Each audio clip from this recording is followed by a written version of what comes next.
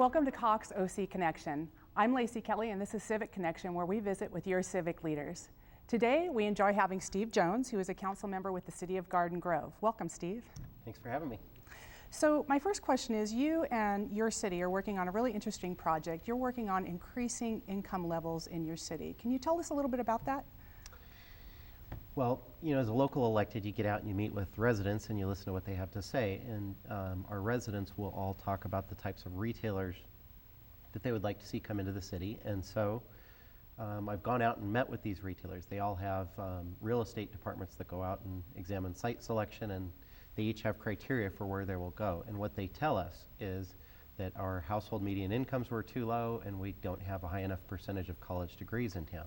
So all the sweet talking in the world will not convince them to come to town until you address what they feel they need to open stores in your city and make them successful. So I think it's a multi-step process, and we're just in the infancy of implementing. What's fascinating about that is what you're saying is that your residents are actually driving this in your city. They're actually asking for you to work on this. It's fascinating. What methods are you employing to actually achieve this? Garden Grove is a large bedroom community. So we have nearly 180,000 population and very culturally diverse, very socioeconomically diverse city. But at core, we're a bedroom community. So we're focusing on college degrees, and we're focusing on celebrating people that we have in the city who have college degrees, acknowledging, recognizing people who are earning college degrees and advanced degrees in our city and trying to retain them, and trying to make the city a more attractive place for people with higher income levels and with college degrees to come to either stay or to locate. It's a fascinating topic that we've been looking at in my organization for a while now, that income levels are directly related to the level of education within a city. So interesting. So what advice would you give to other policymakers that would want to embark upon this type of an effort in their city? I think this is a topic that's relevant to all cities, or most all cities anyways, at this point in time. I mean, certainly job creation, but then not just job creation in general, but the types of jobs and the level of jobs and the skill level and the education level that goes with those jobs. So this is relevant to everybody, and I think the takeaway is you need to be a little patient. You need to take a longer term approach, dig in your heels and find a way to just incrementally turn the dial on the statistics in your city. It doesn't happen overnight. Sure. So with that, what is your prognostication on the time frame? When would Garden Grove start to see an impact from your efforts?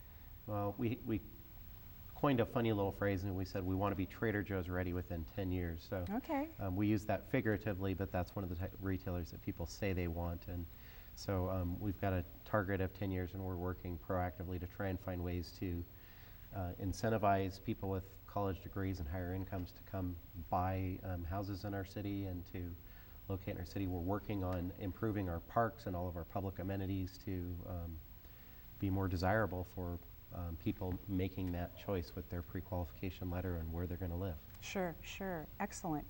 Okay, well, my second question has to do with another interesting project that you're working on you guys call it a Reimagining Downtown, and you're engaging your residents in giving you feedback and input into a redesign of your downtown area. Can you tell us a little bit about that?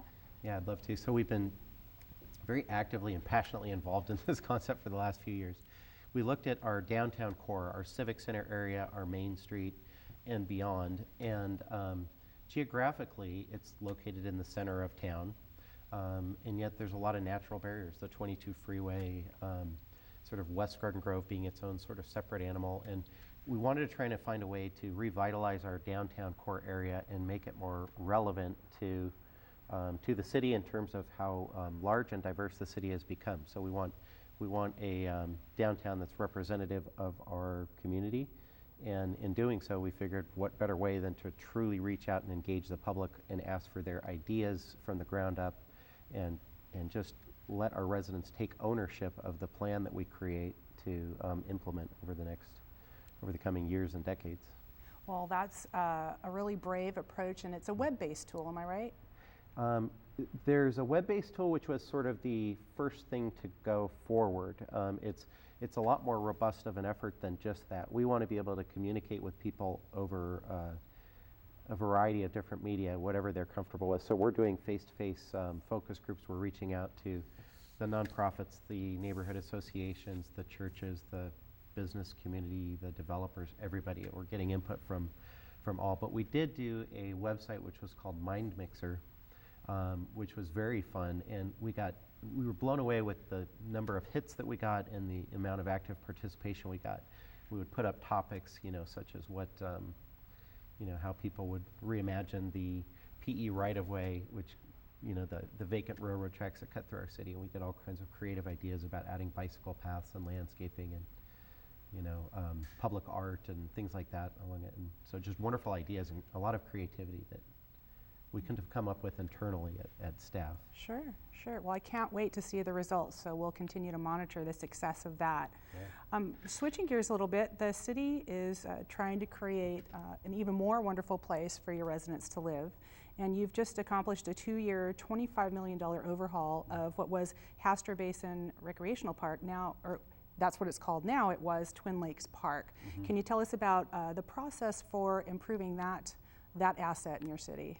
Well, for starters, parks and park amenities are central to our focus right now in the city. We just believe that, like we said, if we're going to tip the scale and if we're going to attract the type of residents we want, then we need to improve all the public amenities in our existing parks. So we're trying to add dog parks, and we're trying to add skate parks, and we're trying to add little senior exercise equipment, different things. Twin Lakes Park and that makeover, got to give credit to the county on that one. That was a county-owned facility by the flood control district. We had just a large basin of water there and all the problems associated with a big open basin of water. And particularly our supervisor, Janet Wynn, stepped up big on that. That was her brainchild. That was her baby. She worked it very hard, walking around out there in the rain, getting her shoes destroyed, meeting with people to show them this thing and saying, no, we can do this. And at the end, we created 2 new soccer fields and a fully landscaped park, about a half-a-mile pedestrian/bicycle trail around the whole thing, and it's absolutely beautiful. That sounds great. Created a brand new park. Fantastic. Well, congratulations on that. So we just have about a minute and a half. I hope I've given you enough time to answer this question. You're on the Orange County Transportation Authority Board, mm-hmm. and you are responsible for leading and deciding on projects all over the county. What are some of the things that OCTA is working on in South County? Yeah, it's been a fascinating experience to be on the OCTA board. It's just such a well-oiled machine for such a large and vibrant organization. I mean, the type of dollars that go through that organization compared to my Garden Grove hat are just staggering. And it's great just to get a regional perspective.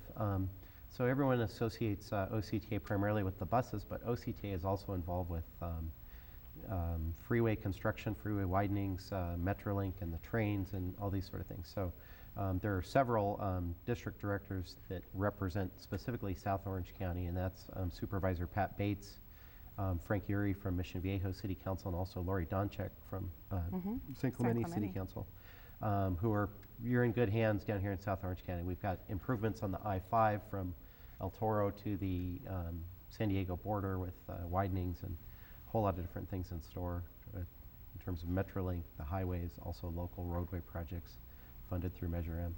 Okay, excellent, which we are a self-help county and paying for our own improvements. So you at OCTA have a reputation for delivering on your promises with the taxpayers' dollars that we collect locally. I want to thank you for visiting with us today. Good luck in all your endeavors, and we'll be watching your successes. Thank you very much. Thanks for watching Cox Civic Connection. We'll see you next time.